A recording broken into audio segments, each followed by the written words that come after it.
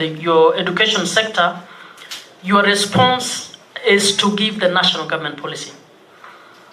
You don't have any. In fact, to my answer last year, you said that there was a policy underway on VTC, but you did not have any on ECD. My view is that you cannot implement a function effectively if you don't have a plan and a strategy around that function. So if we don't have a Nairobi County policy on early childhood education that contemplates what needs to be done in the informal settlements, we will never be able to deliver the right to education on an equitable basis or equal basis to children in informal settlements. So I would want to know, number one, what has stopped you from initiating a conversation to have an intergovernmental agreement, similar to the one you're saying about food, around the management of ECDE function within the schools. As you put it yourself, the property is yours, the schools were yours. So it's actually about you handing over a portion of that to national government more than national government ceding anything to you. What has stopped you from having a collaborative agreement that enables you to take charge of the ECD function within the public schools? I want to give all the questions so that we move. Secondly, have you had any public participation concerns to listen to parents and learners in informal settlements to understand what they're going through in order to plan on how to provide for them?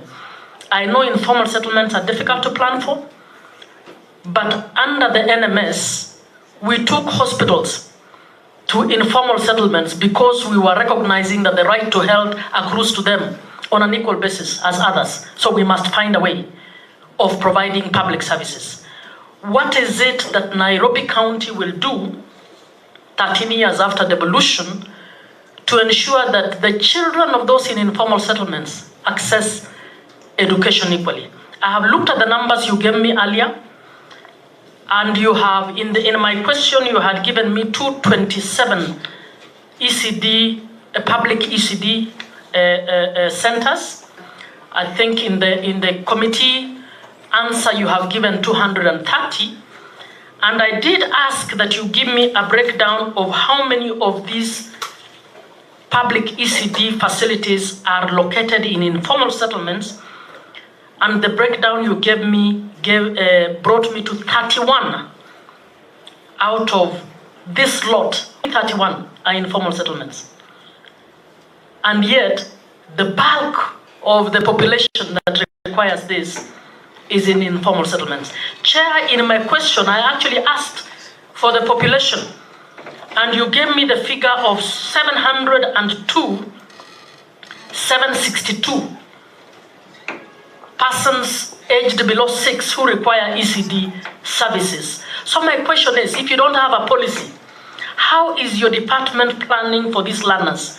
Or are these learners just left to fate and left to the mothers? As you have put it, in your feeding program, some of those children carry the food home because the situation is dire. So if the kids are sharing, the little public food is there, what is happening to those families around accessing actual education? It is something I would want you to look at. Secondly, I would want to know whether you have grants or any part contribution from partners on the school feeding program, and if so, how much have you received in that regard? But linked to my first question, if you had policy or if you have it, I would want to know what are you deliberately planning around support to the informal settlements so that we move from a paltry 31 facilities to support them, because the rest are actually supporting the middle class and the upper middle class. You have made reference to care centers.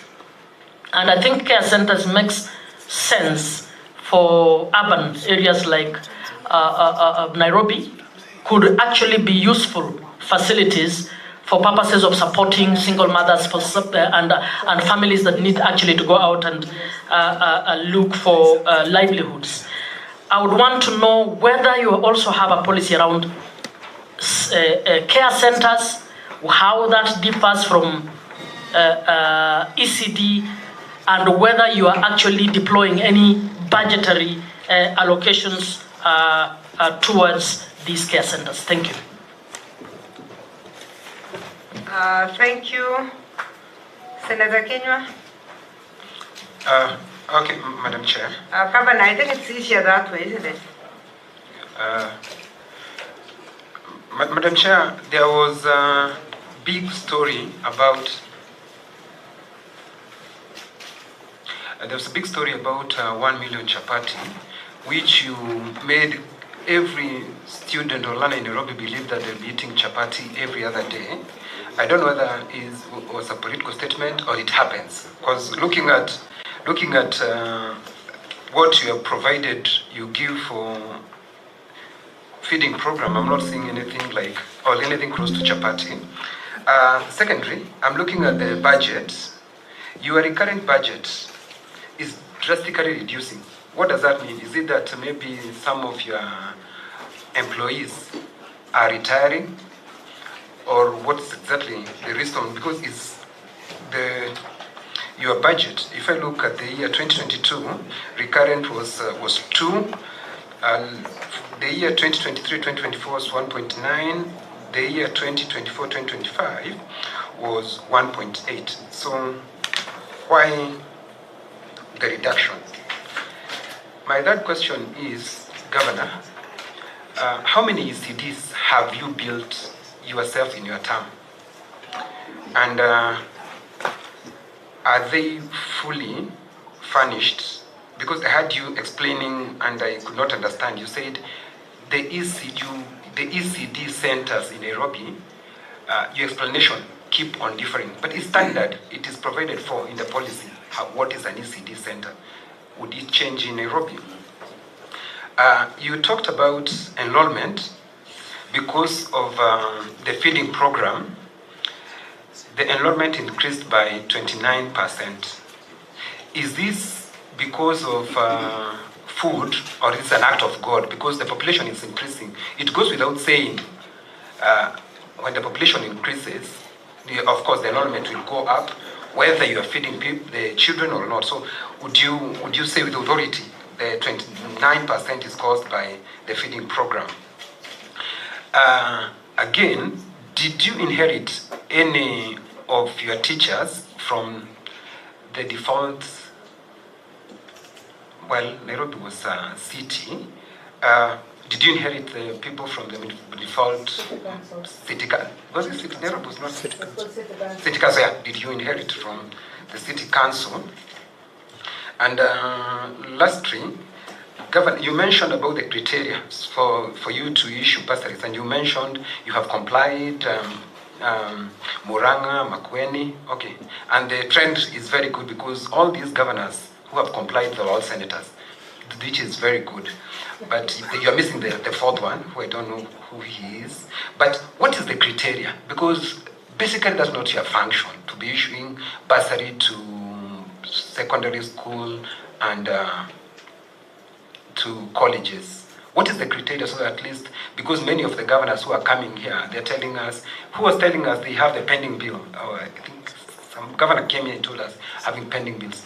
Are you not reading from the same script so that they would know what they're supposed to do, so that they can be allowed to give bursary, which is not their function? But of course we understand when there's difference between what the law says and what is on the ground. Like, you know, my work is to skiz the ground. Thank you, Governor. Thank you. I think I don't want to ask mine now so that you finish, but I want to only add one thing to what he's saying. You mentioned earlier, Governor, that this was transfer of functions, actually. the intergovernmental relations agreement that you have signed is a transfer function. Was money followed? Is there money that was allocated to this function because it was transferred? Because even if it is bursary, we are talking of the agreement you signed, I think had bursary in it, and then you also mentioned that there is a 1 shilling to 1 shilling agreement. Does that bring back the functions, or what does it mean to transfer the function? You finish those, then I will ask my questions. I'll start with the last one. Chair, the intergovernmental agreement or a requirement of the control of budget. If you ask many of us as governors, we don't see the bursary or scholarship support as a function that is being transferred. It is social protection, and social protection actually is a function of the county. Because the function of education is teaching the child, it is building those classrooms, it is paying teachers. We're not doing that. What we're doing is giving support. But the requirement was given by the control of budget, and we're just pragmatic that, okay, if the control of budget insists that we should do an intergovernmental agreement, all counties did the intergovernmental agreement and signed.